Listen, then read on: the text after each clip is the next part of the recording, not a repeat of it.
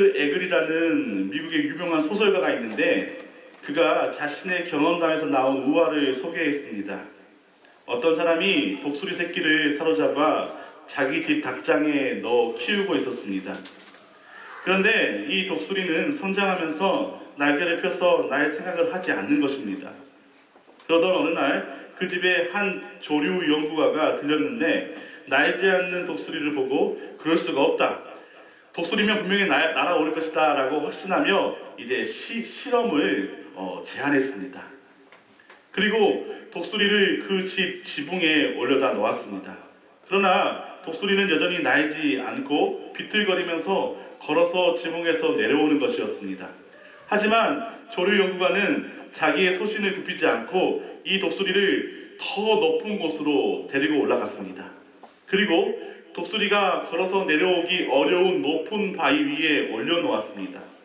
그때였습니다. 독수리는 자기의 눈 아래로 보이는 넓은 하늘을 여러 번 둘러보더니 무슨 결심이나 한 듯 그 큰 날개를 활짝 폈습니다.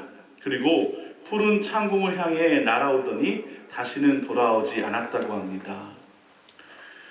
우리 믿음의 사람들의 삶도 이와 같습니다. 우리는 세상이라는 닭장 속에서 살고 있지만 세상 속에서 더 높은 곳을 바라보아야 하는 사명이 있습니다. 세상 속에서 하나님의 나라를 바라보며 믿음의 사람으로서의 그런 정체성을 찾기 위해 우리는 늘 믿음으로 단련하며 나아가야 한다는 것입니다. 사랑하는 여러분, 우리 가운데 시련이 있으니까, 고난이 있으니까 이것은 우리에게 참으로 유익한 것입니다. 왜냐하면 하나님께서 시련을 통해서 우리의 믿음을 단련시키기 때문입니다. 오늘 본 말씀에도 비슷한 이야기가 나옵니다. 아브라함은 믿음의 조상이죠.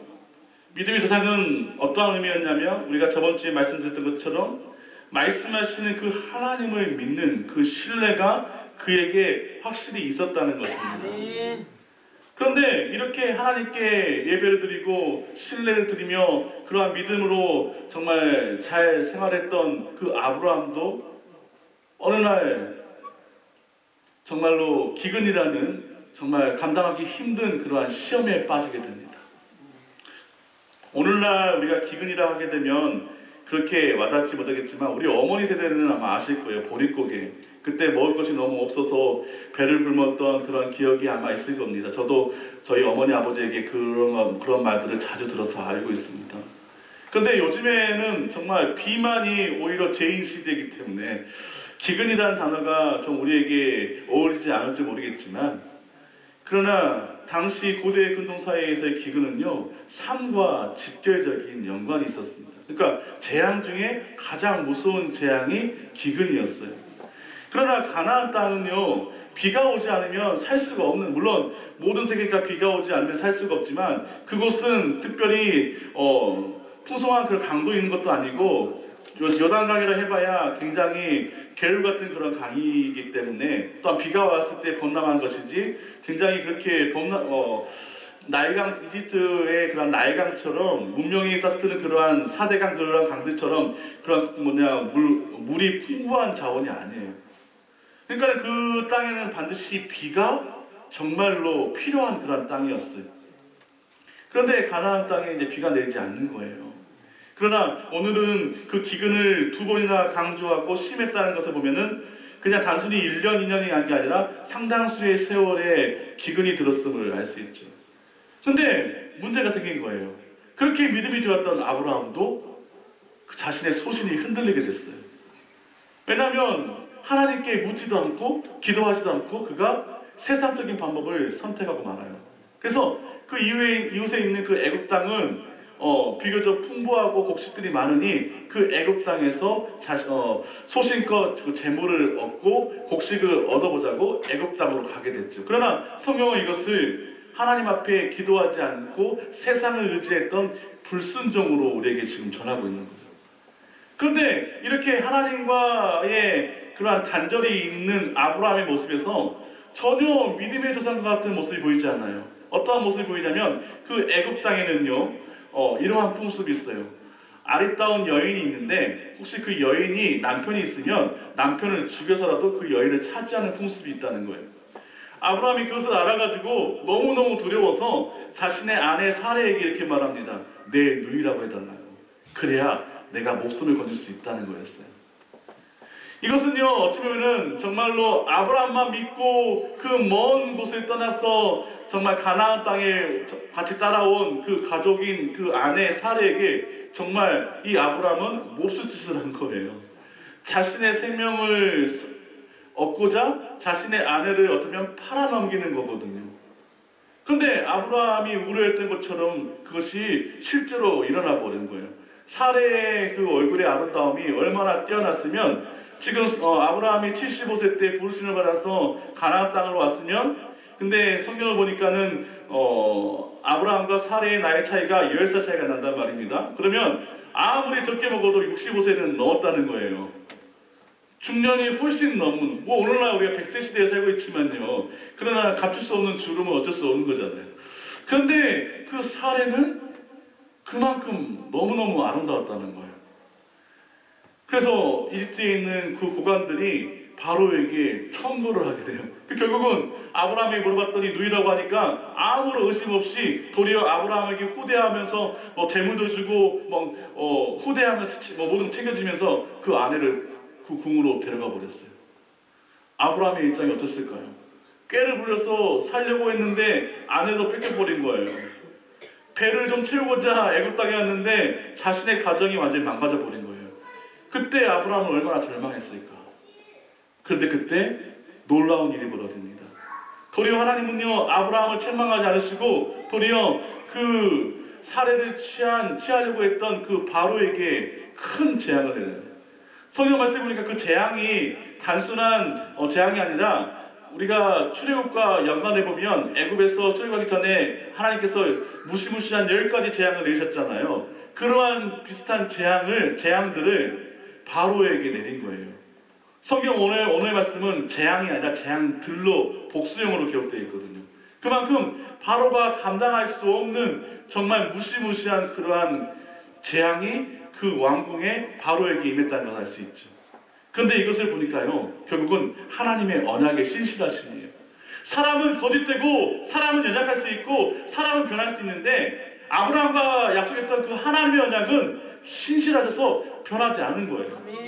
그러니까 아브라함과 하나님과의 그 언약을 하나님께 기억하시고 이 사례의 사례의 그 몸을 통해서 이제 이삭, 그 이후에 예수 그리스도께서 와야 되니까, 이 땅 가운데 와야 되니까 그 신실하신 약속을 지키기 위해 그 아브라함에게 은혜를 베풀어 줍니다. 아멘. 그때 아브라함은요, 하나님 앞에 너무너무 감사한 거예요. 자신의 연약함과 잘못 때문에 정말 모든 것을 다 잃어버리는 그러한 저주의 위기가 왔고, 믿음의 조상이라는 그러한 타이틀도 잃어버릴 수밖에 없는 그러한 위기가 왔는데도 불구하고 하나님이 아브라함에게 은혜를 베풀어줘서 그의 가정에게 사례도 다시 되돌아오게 되고, 그뿐만 아니라 그 애굽에서 받았던 그러한 곡식과 재물들을 다 가지고 애굽에서 나오게 되는 거예요. 마치 모세가 400년 후에 이제 출애굽을 해서 나왔던 것처럼 똑같이 그렇게 일어난 것이죠. 어쩌면 이것은 앞으로 있을 그 출애굽의 하나의 예시였던 거예요. 그때 아브라함은 경험한 거예요. 아, 하나님의 은혜가 바로 이것이구나. 내가 믿는 하나님이 정말로 이렇게 나에게 어떠한 상황 가운데서도, 절망 가운데서도 내게 은혜를 베풀어 주시는 그 하나님이구나. 나는 하나님의 약속을 잊어버렸는데 하나님은 나와 했던 그 약속을 단 1.1획도 잊으시지 않으시고 그대로 이루시는라는 것을 그가 경험했기에 그는 그의 마음 가운데 하나님을 경험해서 이제 믿음이 단련된 사람으로서 성장할 수 있었다는 얘기가 오늘 본문에 나오는 얘기예요.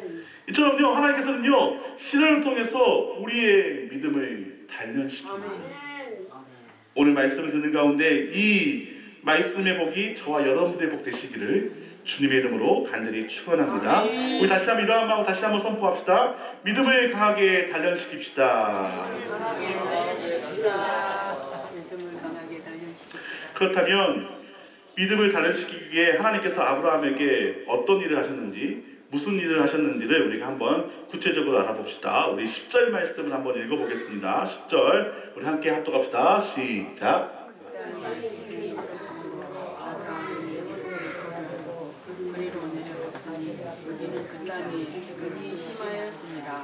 미련의 시련인 기근을 만나게 하셨습니다. 아브라함이요, 하나님 앞에 순종한다는 것이 결코 쉬운 일이 아니에요. 왜냐하면 고향과 친척과 아비의 집을 버렸다는 것은 뭐냐면 자신의 그런 모든 권력과 모든 유익들을 다 버리고 하나님의 말씀에 순종한 거예요. 만약에 한번 생각 한번 해볼까요? 우리가 너무 잘 살고 있어요. 근데 오늘 하나님께서 꿈으로 현몽하셔서 야 영광아, 네가 가지고 있는 고향과 아비의 집과 친척 그 모든 것들을 다 생각들을 다 버리고 다 정리하고 내가 예비한 그 땅으로 가라. 과연 갈 수 있을까요? 근데 문제는요, 어디로 간지를 몰라요. 무조건 다 팔고 나가라는 거예요. 두려움에 임박해 오죠. 근데요, 그의 나이가 75세 때 그 부름을 받아요. 젊었으면요, 저도요, 좀 생각을 해봐요. 제가 조금 젊은 나이였다면 저도 개척을 하기 전에 좀 도전해봤을 것 같아요. 좀 선교도 나가보고 좀 젊으니까 30대, 20대면 정말로 정말 오제에 가서 좀 고생하더라도 정말 한번 그렇게 도전해보고 싶은 마음이 생기는데 이제 제가 올해 나이가 50인데요. 이제 그렇게 하려고 하니까 쉽지가 않은 것 같아요. 하물며 아브라함의 나이는 75세면 이제 인생의 후반기를 가야 될 나이인데 하나님께서 그 모든 것들을 다 내려가라는 것은 얼마나 아브라함이 하나님을 정말로 믿고 의지했는지를 알 수 있는 대목이지 않습니까? 그렇게 믿고 의지했는데 아브라함의 온 것은요, 축복이 아니라 도리어 시험의 연속이었어요. 그런데요, 오늘 본문에서는 아까도 말했지만 그 시험을 통해서 아브라함의 믿음이 단련된 모습이 오늘 본문에 그대로 나와 있다는 거예요. 아무리 어려운 가운데서도 우리 하나님은 우리를 보호하신다는 거예요. 아멘. 우리를 지키신다는 거예요. 그래서 우리 하나님을 신실하신 하나님이라고 하는 거예요. 여러분, 그렇기 때문에 우리도 우리의 삶 가운데 그러한 경우가 있을 수 있죠. 내가 예배를 잘 드리고 정말로 하나님 앞에 주의 성수도 잘 지키고 정말 그 무엇보다도 내 인생에 있어서 정말 하나님을 경외하는 삶을 살았는데 여전히 내 삶의 변화가 없고 내 삶은 늘 고난 가운데 있고 늘 변하지 않는 내 삶 가운데 우리의 마음은 놓였을 때 절망하고 낙심할 수 있어요. 그러나 오늘 본문 말씀은요, 그러한 기근이라는 시련을 하나님께서는 오히려 위장된 축복, 복으로 만든, 그러니까 믿음을 단련시켜서 그가 오직 하나님만을 신뢰할 수 있게 만드는 그러한 믿음을 단련하는 그러한 소중한 매개체로 사용하고 계시다. 아브라함은 참으로 이러한 기근을 통해서, 시련을 통해서 믿음이 단련됩니다. 그 대표적인 사건이 바로 여호와 일의 사건 아닙니까? 아멘. 창세기 말씀에 여호와 일에는 우리가 잘 알고 있는 것처럼 자신의 외아들을 정말 그 약속의 아들을 그 백세에 얻었던 그 귀한 아들을 얼마나 기도했는지 몰라요. 그 아들을 얻기 위해서 정말로 아브라함이 얼마나 노력했는지 몰라요. 그런데 그 아들을 하나님께서 바치라는 거예요. 재밌는 거예요. 이해가 안 갑니다. 하나님은 인신제사를 싫어하신다고 말씀하셨는데 자신의 아들을 바치다니요? 이게 얼마나 청천벽력 같은 일입니까? 그러나 아브라함은 신실하신 하나님의 약속을 믿어요. 할렐루야. 그런데 아브라함이 이렇게 믿음의 사람이 될 수 있었던 이유는 뭐냐면 두 번에 걸친 자신의 아내를 다른 왕들에게 빼앗기는 사건이 이 오늘 본문에 있는 것이 아니라 또 다른 본문에도 또 있단 말이에요. 아브라함이 또 그런 상황이 벌어지니까 아내 사례를 누이라 속이고 또 그 아내를 팔아버렸어요. 그가 얼마나 열악했는지 얼마나 어리석은지를 알 수 있잖아요. 그런데도 불구하고 하나님은 여전히 신실하셨어요. 아멘. 이런 하나님의 은혜를 경험하니 그가 편안할 수밖에 없는 거죠. 아멘. 여러분, 우리가 믿음 생활할 때에 우리 그리스도인들은 시련의 연속일 수 있어요. 고난이 어쩌면 너무나 당연한 건지도 몰라요. 왜냐하면 우리 주님께서 분명히 말씀하시기를 나를 따라오려거든 너희가 반드시 자기 십자가를 지고 나를 따라야 돼. 아멘. 우리가 세상에 속해 있지 않기 때문에 세상은 어떻게 하게 되면 어떻게 하면 예수님을 못 믿게 하려고 얼마나 발버둥치겠어요. 마치 마귀가 우는 사람처럼 그러니까 믿음의 사람도 할 수만 있으면 넘어뜨리려고 아우성치는 것이 오늘날 우리 세상이에요. 우리가 보이지 않지만요, 우리가 믿음을 지키지 못하게 하기 위해서 얼마나 많은 유혹들이 밀려올지 몰라요. 그러나 믿음은 타협하는 것이 아닙니다. 믿음을 타협하게 되면 우리의 영혼은 죽습니다. 그래서 하나님께서는 시련을 통해서 하나님을 더 믿게 하려고 우리에게 때로는 시련을 주지만, 그 시련을 통해서 하나님의 은혜를 경험케 하시기 위해, 그 하나님의 은혜를 경험했을 때 우리의 마음 가운데 성령의 내적 증거가 생긴 거예요. 아멘. 오늘 아브라함은 그러한 복을 받았다고 우리에게 말씀하고 있는 겁니다. 하나님은 우리의 믿음을 단련시키기 위해 때로 고난과 어려움도 주십니다. 두 번째, 믿음을 단련시키기 위해서 하나님께서 하신 그 두 번째 일은 무엇인지 우리 13절 말씀을 한번 읽어봅시다. 13절 말씀 시작.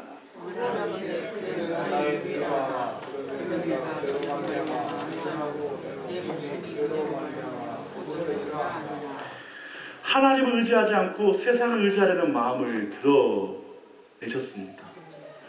우리가 믿음 생활할 때 가장 경계해야 될 것은 뭐냐면 교만이에요. 교만은 뭐냐면요, 나 이만큼은 됐지 않아?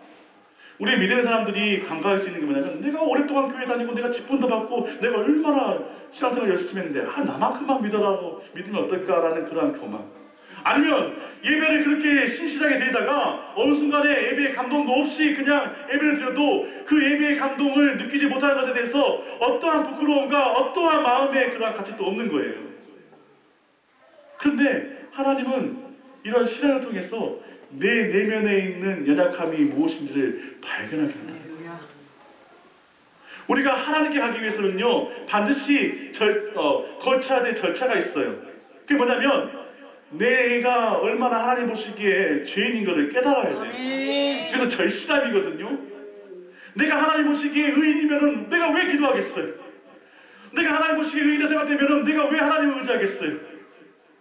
그러나 내가 죄인이기 때문에 하나님을 더 의지할 수밖에 없는 거예요. 왜냐하면 구원받을 수 있는 어떠한 길이 내 스스로의 힘에는 없다는 것을 발견하게 하신다는 거예요. 여러분, 신앙에 있어서 이것은 정말로 중요합니다. 특별히 우리가 고난 가운데 있을 때 우리가 이러한 거짓된 내 마음이 드러나죠. 나는 정말 잘 믿었다고 생각했는데 내가 고난이 오다 보니까 내가 했던 사업이 망하다 보니까 내가 얼마나 하나님 앞에 추악한 사람인지 드러나는 거예요. 지난해 내가 사업도 잘 되고 내 일에 모든 잘 되니까 그때는 하나님께 영광도 돌리고 막 그렇게 감사했는데 내 삶에 고난이 오니까는 그 하나님께 감사했던 그런 마음은 1.1도 없고 하나님을 원망하고 때로는 하나님의 이름을 저주하는 나의 못된 모습이 발견되는 거죠. 그런데요, 우리 하나님은요 신실하셔요. 아멘. 우리의 마음 가운데 내면에 있는 잘못된 부분들을 이제 깨닫게 하시고 아멘. 회개하시는 그런 마음을 주시고 아멘. 그때 우리가 받은 은혜가 정말 말로 표현할 수 없는 정말 한없는 은혜거든요. 아멘. 그래서 하나님께서는 때로는 우리에게 시련을 주시지만요, 이처럼 우리의 연약함을 드러내게 하셔서 오직 하나님만을 바라보게, 아멘. 참되게 회개하여 하나님만을 바라보게, 아멘. 그 겸손한 마음을 우리에게 주시기 위해 때로는 시련을 우리에게 주신다. 아멘. 오늘 말씀을 들어가는데 이 말씀이 저와 여러분들의 말씀 되시기를 주님의 이름으로 간절히 축원합니다. 그렇다면 세 번째 마지막으로 믿음을 단련시키기 위해 하나님께서 마지막으로 하신 일이 무엇인지 우리 17절 말씀 한번 읽어봅시다. 시작. 여호와께서 아브라함에게 이스라엘로 바로와 그들을 은혜를 베푸심으로 믿음의 길을 가게 하십니다. 우리가 시련을 당하더라도요, 성경 말씀에 보니까 이런 말씀이 있네요. 고린도전서 10장 13절 말씀에 오직 하나님은 미쁘사 너희가 감당하지 못한 시험 당함을 허락하지 아니하시고 시험 당할 쯤에 또한 피할 길을 내사 너희로 능히 감당하게 하시느니라. 아멘. 우리가 감당할 수 있는 시험만을 주신다는 거예요. 근데요, 더 놀라운 것은 전 그 뒤에 말씀인 거예요. 시험 당할 쯤에 그 피할 길을 준다는 거예요. 아멘. 왜냐하면요, 어쩌면요, 우리가 감당할 수 있는 시험조차도 없는 그러한 연약한 죄인이에요. 하나님은 우리를 너무 잘 아신다는 거예요. 우리가 시험 당할 쯤에 하나님이 우리를 구원하시 그 길을 여신다는 거예요. 아멘. 이것을 발견하는 것이 은혜 아닙니까? 아멘. 아브라함이 그랬습니다. 자신이 살려고 자신이 가장 사랑했던 아내를 팔아버렸잖아요. 그렇다 그러면 얼마나 아브라함 마음 가운데 그 죄책감이 얼마나 밀려왔을까. 그동안에 하나님께 순종하면서 하나님 경험하면서 얼마나 하나님께 많이 영광을 돌렸어요. 그런데 세상을 의지하는 순간 또한 세상의 그런 시험 가운데 자신의 그 연약함이 발견됐을 때 그 아브라함의 그 죄책감, 그 후회가 얼마나 밀려들어왔을까요? 나 같은 사람은 정말 하나님의 뵐 면목도 없다. 내 아내도 지키지 못한 사람이 누구를 인도하겠냐? 하면서 정말 절망적이고 울 수밖에 없는 그러한 가운데 도저히 본인의 힘으로는 감당할 수 없어요. 어쩌면은 자신을 죽음을 통해서 그러한 치욕을 벗어나는 것이 더 좋겠다고 여길지도 몰라요. 그런데 그때 하나님께서 그 권력자, 세상의 그 포악자, 그 바로에게 재앙을 내리셔서 도리어 아브라함이 단 하나도 빼앗기지 않게 다 되돌려 받음으로 그뿐만 아니라 전보다 더 나은 삶으로 풍족하게 주시는 그 은혜를 경험했을 때 그가 얼마나 하나님께 감사하며 하나님께 영광 돌렸어요. 아멘. 이것이 바로 우리 하나님의 은혜입니다. 아멘. 그런데요, 이 은혜를 경험하면 우리는 하나님만을 더 바라보게 돼요. 아멘. 그리고 우리는 믿음의 길, 그 구원의 길이 때로는 그것이 험난하고 어렵다 할지라도 이 하나님의 은혜를 경험하게 되면 우리의 발이 사슴과 같이 돼서 할렐루야. 하나님을 찬양하는 아멘. 그 길을 걸어가게 우리를 도우시고 인도하신다. 아멘. 이것이 우리 하나님의 사랑입니다. 때로는 믿음의 시련은 하나님의 전적인 은혜로만 통과할 수 있게 깨닫게 하는 정말로 소중한 믿음의 자산이 됩니다. 아멘. 이제 말씀을 마무리하겠습니다. 아메리칸 드림의 꿈을 가지고 15살에 미국으로 이민 간 한 한국인 청년이 있었습니다. 그러나 꿈을 펼치기에 너무 가난했던 청년은 낮에는 잡지사의 판매원으로, 밤에는 나이트클럽에서 도우맨으로 근무하면서 그 나름대로 성실하게 일을 합니다. 하지만 그는 절망적인 상황에서도 자신의 꿈을 포기하지 않았습니다. 이 청년은 성장하면서 인터넷에 몰입하게 되었습니다. 그리고 이 사업에 시장성이 있다는 결론을 내리고 자신이 가지고 있는 그 전 재산을 투자해서 노트북 컴퓨터 2대와 현금 $80로 웹사이트를 열어 사이트를 설립하게 됩니다. 하루에 정말 17시간씩 일하던 그런 고된 시간이었지만 성공할 수 있다는 믿음을 갖고 버텨나갔습니다. 그 결과 미국과 유럽의 80여 개의 기업이 그에게 웹 비즈니스의 관리를 요청해 오는 세계적인 기업으로 성장하게 되었답니다. 미국의 경제 전문지 포처는요, 40세 이하의 세계적인 거부 40명을 선정했는데 이 사람을 그 중에 한 명으로 지목했습니다. 이 화제의 주인공은 미국의 에이전시 닥트컴사 서찬원 회장입니다. 젊은 시절의 고생은 성공의 가장 좋은 자산입니다. 성공한 사람들은 대부분 젊은 시절에 혹독한 시련을 겪는 경험이 있습니다. 이와 같이 믿음의 고목으로 자라나기 위해 우리는 수많은 시련을 통과해야 합니다. 이 시련을 통과할 때 우리는 정 같은 믿음을 갖게 될 것입니다. 사랑하는 여러분, 많이 힘드시죠? 어제 저희 교회에도 참 기쁜 소식이 있었어요. 우리 교회가 재정적으로 많이 어려운 걸 알고 또 우리 건물 주이신 우리 장로님이 또 우리 월세를 또 이렇게 깎아 주셨어요. 근데 더 감사한 건 뭐냐면 많이 못 깎아줘서 미안하다고 이렇게 도리어 저한테 말씀하시더라고요. 근데 그 모습이 얼마나 또 감사하고 또 제가 또 하나님 앞에 감사하지 못한 그런 나의 어리석음을 또 회개했는지 몰라요. 우리는 정말 할 수 없다고, 우리는 정말 절망적이다고 얘기하지만 하나님은 여전히 수면이 운행하셔서 우리를 돕고 계시더라고요. 하나님께서 우리 교회와 함께 하십니다. 아멘. 우리 교회는 저와 여러분들이잖아요. 아멘. 여러분들 우리가 정말 희망을 놓지 않고 먼저는 우리 가정에서, 교회에서, 삶의 모든 지경에서 하나님의 은혜를 날마다 경험하시게 될 겁니다. 그러기 위해서 우리가 더 있어야 될 것은 우리가 아브라함처럼 하나님께 기도하며 아멘. 하나님을 예배하는 삶을 우리가 살아드리는 것이죠. 그때 하나님은 우리의 삶 가운데서 하나님의 은혜를 비록 실현 중이라도 채우시고 더 베푸시고 더 정말로 충만한 그러한 은혜를 우리에게 부어주실 것입니다. 아멘. 이 은혜를 사모하시는 저와 우리 모두가 되시기를 주님의 이름으로 간절히 축원합니다.